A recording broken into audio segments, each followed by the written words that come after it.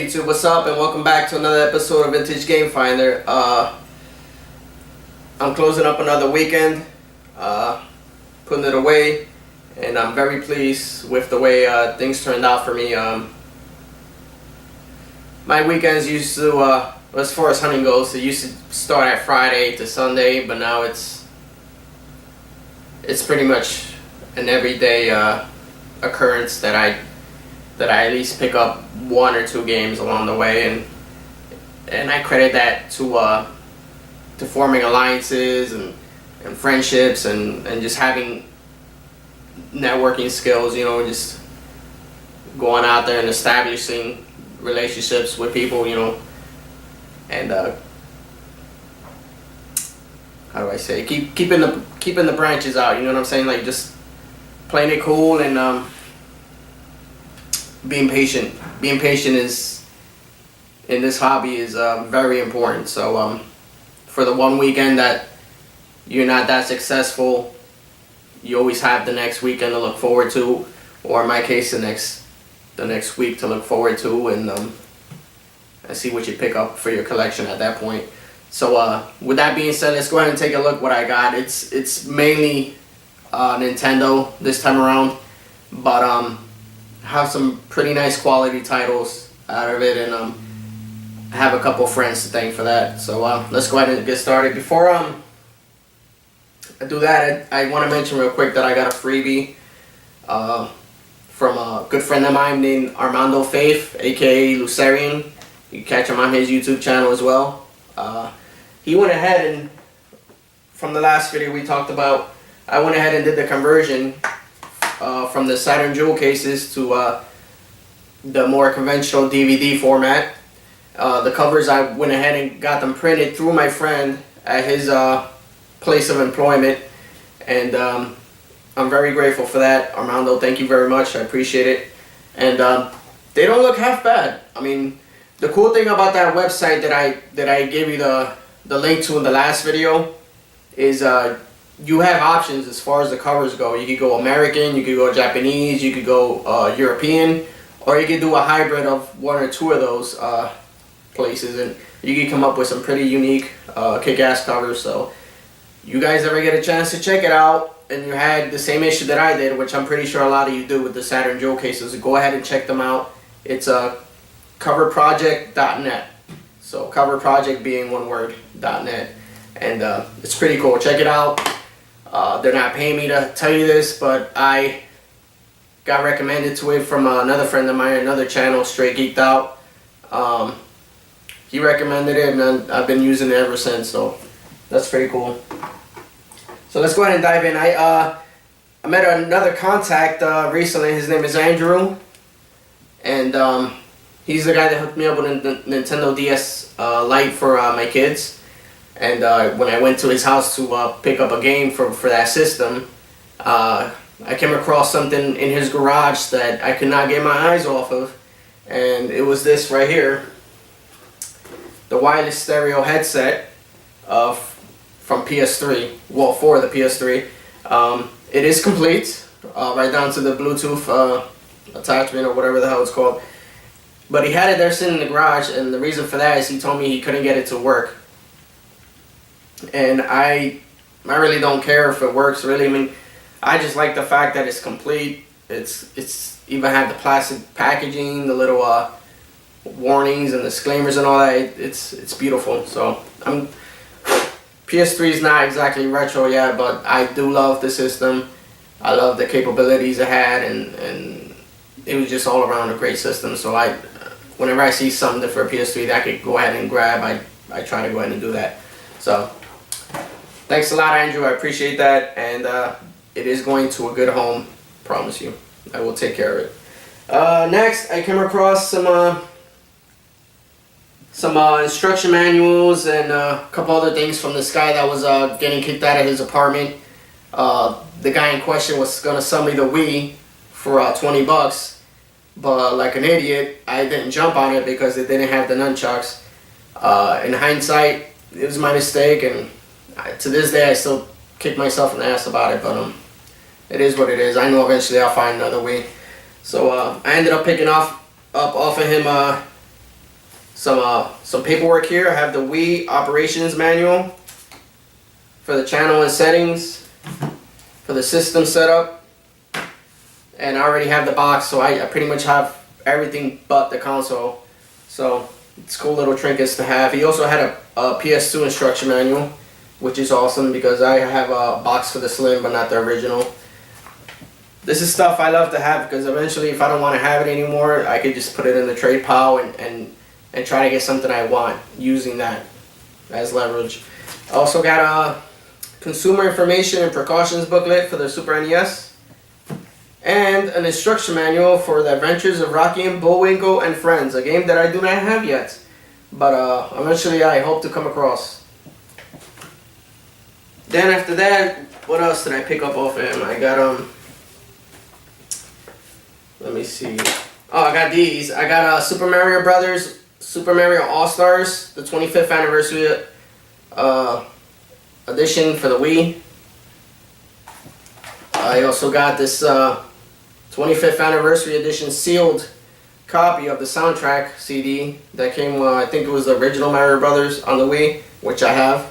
So that's pretty cool that I picked this up. And they were priced reasonably. It wasn't out of control. You also got an empty Nintendo DS case. This is for Bakugan Battle Brawlers. Has everything but the game, manual, and all that other stuff. But a friend put me on to collecting these cases because it has the little slot for Game Boy Advance games, and I have a lot of Game Boy Advance games.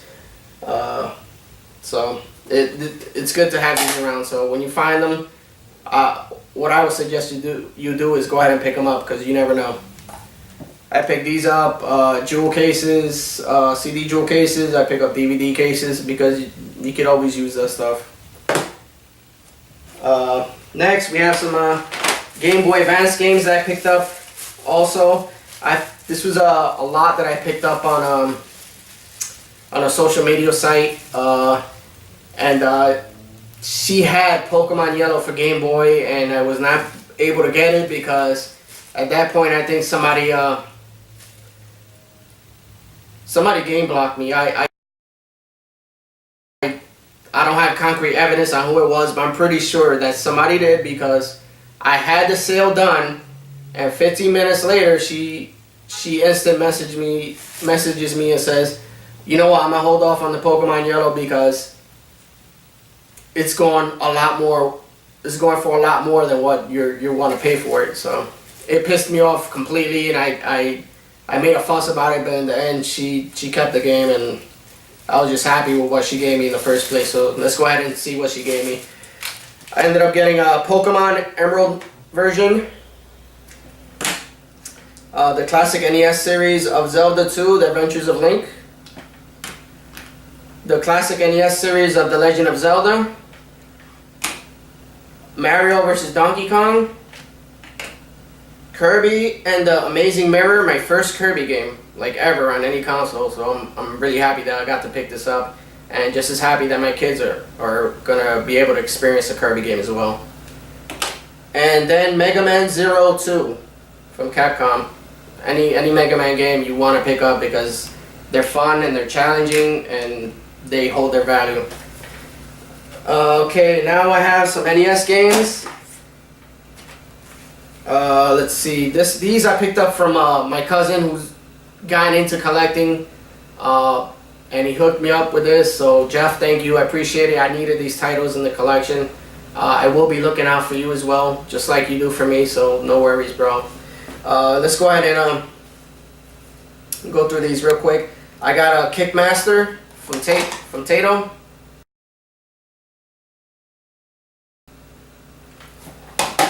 Top Gun. Crash and the Boys Street Challenge. Not River City Ransom, but I'm pretty sure it's from the same people that made it, so that's pretty awesome. And I have the manual to go with that as well, which is pretty awesome too. Great game from 1992.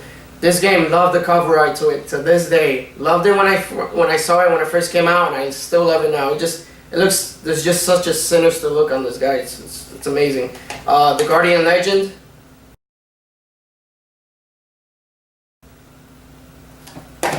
And then we have a couple generic titles, but still good to have these kind of titles on the NES because I didn't have them in the first place, so I'm happy to have them regardless. MTV Remote Control and Action Video Monopoly.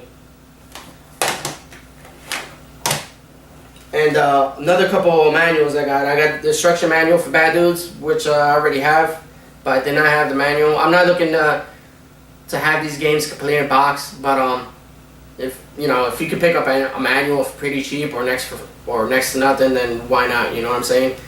So there's that, and I also have a pull-out poster from Acclaim.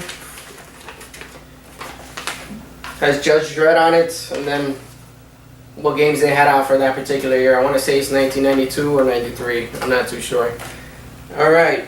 Also got a sleeve for a Super Nintendo game, which is awesome. I always like to pick those up whenever I see them. Alright. Next up, and lastly, I went out with a friend of mine. You guys already know. Straight Geeked Out. If you haven't just checked out his channel, do yourself a favor. This guy's a serious collector. He knows his games. He knows his retro. You will be doing yourself a disservice if you don't go over to that channel right now, subscribe, and check that guy out. He knows retro, and he's an all-around good guy. And he's one of the guys you're happy to meet in this kind of hobby because, I mean, I don't pretend to know it all. I never will. But there's certain times where I just don't remember certain things or certain values or certain titles for specific consoles, and I go ahead and give the guy a call. Between him and another fellow collector named Orlando. Not sure he has a YouTube channel. I think he's still in the early drawings of it. But another cool guy that you could go ahead and talk to, and he has advice or he'll just, you need people, let me just put it like this, you need people to go ahead and tell you what's what without any kind of bias, and you need that in life in general, but in this hobby it's even better to have, So I found a lot on a social media site, but it was 2 towns over, and one of the towns that was in, Raphael happens to live in, so I went ahead and gave him the call ahead while I was going out. And I told him, listen, there's a sizable amount of games here that I'm not going to be able to afford. So I want you to go ahead and meet me over there, or just go over there first and hold everything so we can go ahead and get a chance and take a look at what the lady had. And he got there maybe 5 minutes before me. Luckily there wasn't anybody there, and we were able to purchase the lot right then and there. She gave us a price, and we went ahead and compromised and gave her our price that we were willing to take for it, and we compromised, and we went ahead and made the deal. And this is what I took home that he was gracious enough to go ahead and let me have. So Raphael, like always, thank you, man. Appreciate it. Even more titles I get to add to my NES collection, which is amazing. I love it. Thanks a lot, bro. Alright, let's go ahead. I have a Black Label Golf. These labels are pretty good for being from a garage sale. I'm pretty impressed with the condition of these labels. Another one, I love Capcom. You guys know that. Codename Viper.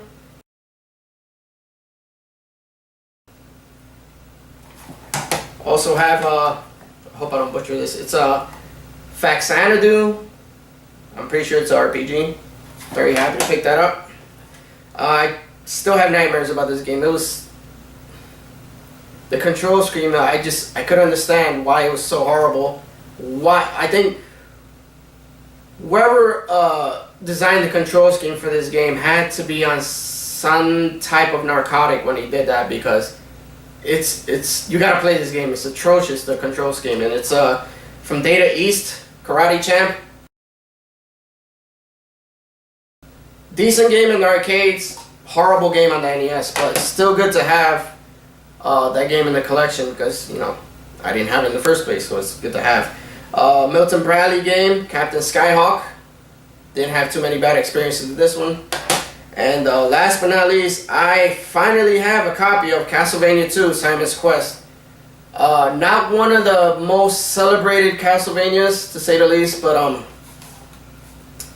still good to have in my collection because I didn't have it in the first place. So he also hooked me up with some controllers, and we'll go ahead and wrap it up with that. Let's see what we have. We have an original Xbox controller. Then we have an aftermarket Intech controller, and this one has the remote attachment, so you can have the cord, or you could go ahead and plug in some batteries and use this, and you have yourself a cordless controller. And then lastly, we have an aftermarket, looks like PS2 controller.